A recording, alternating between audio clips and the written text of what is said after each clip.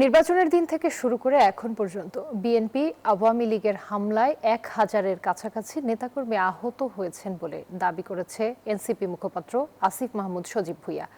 শনিবার সন্ধ্যায় রাজধানীর একটি হাসপাতালে আহতদের দেখতে গিয়ে তিনি গণমাধ্যমকে এসব কথা বলেন। এ সময় তিনি বলেন, হাজারের কাছাকাছি নেতাকর্মী আহত হয়েছেন এবং বিএনপি আওয়ামী লীগের সাথে আঁতাত করছে।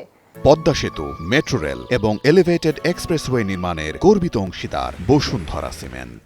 শুধু তাই নয়, ভিন্ন মতের জনগণের উপর দমন নিপীড়ন বিএনপি এনজয় করছে বলেও অভিযোগ জাতীয় নাগরিক পার্টির এই নেতার। যাদের ওনারা এতটাই আহত হয়েছেন যে সেখানে পর্যাপ্ত চিকিৎসা না থাকে এখানে ওনাদেরকে আনতে হয়েছে,